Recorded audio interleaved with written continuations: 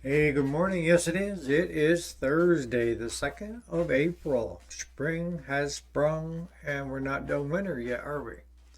So, what are we going to talk about today? Well, I thought what we talk about today is instead of building a resume, you should be building your reputation. And I'll explain why. So, stay tuned.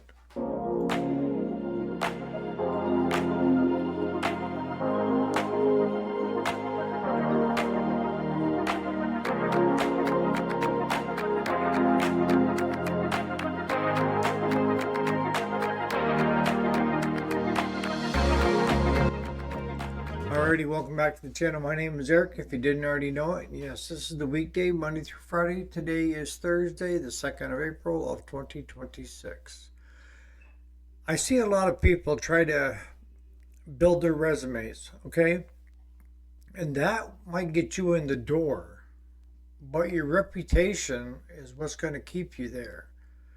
Especially if you're in a small town where word travels fast, right? Your resume isn't going to amount to tiddly squat. It's going to be your reputation on how you treated people, the quality of work that you're putting out, being consistent at putting out quality work. And if you can do that, taking the time to build your reputation first, you will have so much work you won't know what to do with. I'm serious. I remember when I was younger and applying to different companies to go to work. I mean, my resume, it was a pain in the ass, but everybody, especially if you were on LinkedIn, you sent your resumes around, and most of them got hit in the trash can when somebody got your email. But the one thing they can't take away from you is how well you do things, how you treat people, and the quality of work that you put out. There's only a finite number of customers that you're going to be able to sell to do in the service sector like we are with small engine rebuilds and repairs. You've got a certain segment, and it's not infinite where you can just one offs and keep yourself busy, right? So, this is where your reputation is. I'm not going to exaggerate this, but it's worth 10 times what any resume will ever do for you. Even with a great reputation, if you're not looking to be self employed, you will be desirable by a lot of companies based on your performance. I've always told my kids because people change jobs more now than they ever did. Back when I was working for somebody, most people worked for the same company for life, had a good pension package, health care, all the other stuff. Now, not so much. It's everyone's for themselves. And they know that to keep somebody around for a certain amount of time is hard. So, no matter where you go and what you do, never burn your bridges behind you. And why is that so important? Because if the next job that you take on is not what you thought it was going to be, you can at least go back to the prior employer and say, it wasn't for me. Is there still room within your company for me to stay? And if you have a reputation within that business of doing stellar work and exceeding their expectations, they're not going to think twice about this. Actually, most businesses that I have worked for, and I let them know that I was going to try to better myself by, you know, taking this other job. Most of the companies that I dealt with came back with a higher number and said, "We want you to stay. If that's what it's going to take is numbers, we'll match or exceed what the other one is offering." They're not going to do that because you have a great resume. They're not going to do that because you're a stellar person when you show up, but you're not putting out more than what their expectations were. You see what I'm saying? It's pretty simple. It's like a relationship that you build with people. If you want that relationship to last, it takes nurturing, it takes some work on your part of wanting that to succeed. I think that's the biggest thing going on today with so many kids not either being employed, or if they are, they're moving around a lot because they're looking for that next fix of big money, little amount of effort, and especially with COVID put a lot of people working from home. And the reason a lot of these big companies started calling people back is because, well, one, a number of people were double dipping. They were still working for that employer, but they also had taken on other jobs where they were working from home and could handle more than just the one job. Where you can do things over the phone or online versus being at the business working. So a lot of these big companies said, all right, we need to pull you back and we need to put you back in the office because A, you're either not putting out what our expectations are compared to what you were prior to COVID. B, you're not putting in the time and the effort. And C, possibly you're working more than one job, and that's why the numbers just aren't adding up, is because you're not putting the full 8 to 10 hours a day into that job. You're only putting in 4 or 5 and putting in 4 or 5 in another employment. You see what I'm saying? So there was a lot of reasons why people got pulled back. My daughter still works from home. And why is that? It's because she is like her dad. She is a go-getter. And if she sees something that needs to be done, she's not looking at whose job is that. It's all hands on deck and let's get it knocked out. If you're working with a team, that's really important. That you do pick up the slack when you can. But why do I say reputation is more important than a resume? A reputation, if you are putting out quality work and you're exceeding the expectations and you show up ready to work, any employer is going to want you.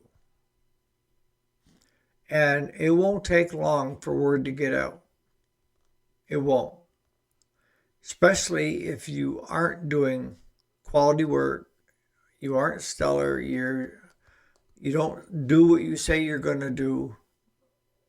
That goes even faster, right? Bad news travels faster than good news. But I can tell you that, I used a friend of mine that was into racing snowmobiles and stuff. He could take anything and get it to his peak performance. And he was a mechanic that everybody wanted to have their machine done by to get as many horsepower out of that sled as they could for trail riding too.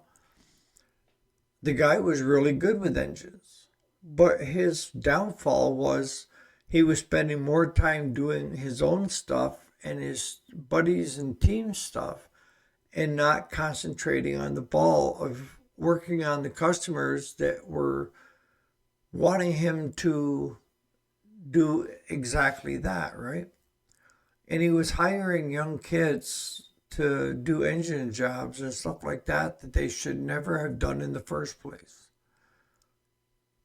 He had a hell of a reputation, but he didn't nurture it. He didn't hold to what his standards were prior to that. And if you dropped off a sled in the fall or even midsummer, you might be lucky if you got it back by the following summer. And a lot of these people were looking at it, midsummer, you got to have my sled done and ready for this winter's trail riding and stuff. And it just wasn't getting done. He had a whole yard full of stuff. But if you aren't moving stuff through the shop, if you're not, you know, putting your customer first, this is one of the rules that I've had at my shop since we opened. I've got tractors, I've got lawnmowers, I've got all that crapola, okay? And the way I've always done it at the shop is people say, oh, that must be great because you can work on your own stuff. Yes and no. If I have a customer's machine there, that there's something that I can do to it, it's going to always come before anything that is mine. Mine will fill in as a filler, not if there's a customer's machine sitting out in the driveway that needs to be repaired. I will not do it. Why? Because I have a reputation of taking care of customers, getting stuff in and out in a reasonable amount of time, being fair, and being upfront and honest with them. That's really worked for me. Does it work for everybody? Probably not. But I will tell you that it'll work for most of you. Work on your reputation through your work. Be consistent, be fair, and get the stuff in and out in a reasonable amount of time. The thing is, people remember who showed up, who took care of them, who was honest, and who went the extra mile. And it may seem like nobody's noticing what you're doing, even though they are. People are always watching you to see how well you're doing things. I tell you about new customers that are just friends I've yet to meet. Their biggest fear is getting screwed. So I try to put them at ease when they come into the shop. Everything is on top of the table so they can see anything and everything. There's no hidden secrets, no hidden charges. It is what it is. And I use that I will not put a dime more into your machine than I would my own. And in all honesty, that's exactly how I approach things. And like Claude says, you are kind of cheapy. You aren't willing to put in the extra money that should be put into something. And I'm like, well, then that's going to be our saving grace, because if it starts getting close to where I'm having issues, I'm on the phone with the customer. If the customer says, Eric, go a little farther, then I will go a little farther, but not without their consent. And the other thing is whenever I'm working on machines and talking to customers, you're not there just to fix that lawnmower. You're there to solve a problem. And you need to have, when you're talking to that customer, responses of what you could actually do to get them in a right place. I'm having tongue-tied this morning for words, but you need to have 2 or 3 reasonable things that they can choose from, choices. One might be, okay, we continue on and this is where you're going to end up. B is we stop and you come pick up your machine. C, we can throw another engine in if it's the engine's problem, or a transmission, or you always have to give your customer choices on what they want to do when it comes to fixing their units. If you can follow that, then there's never going to be a surprise bill to your customer, because they were informed all along, the way.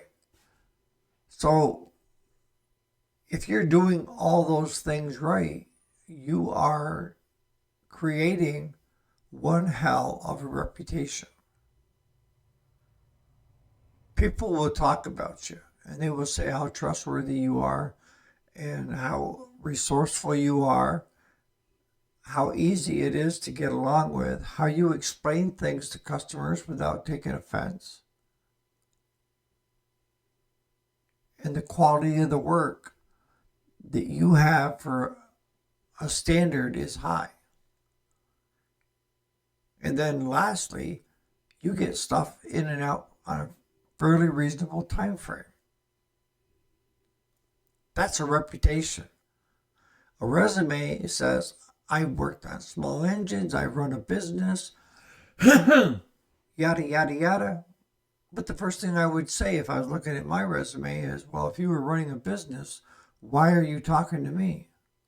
If you could run a business, maybe you didn't run it right and you put it into the ground. The resume only gets you in the door to get looked at. But if you have a reputation within that industry, that resume will get tossed and you'll get hired. Every time. So on that note, you guys put in the comments, what your thoughts are on it. That reputations can easily be destroyed when you do subpar work, shoddy work. So if there's anything that you need to fight for on a daily basis, is that. And strive to do even better than you did the day before. At some point, you're going to say, how can I get any better? If you can't get any better and you're a stellar person, a stellar business, stellar worker, you're golden. You guys have a great Thursday.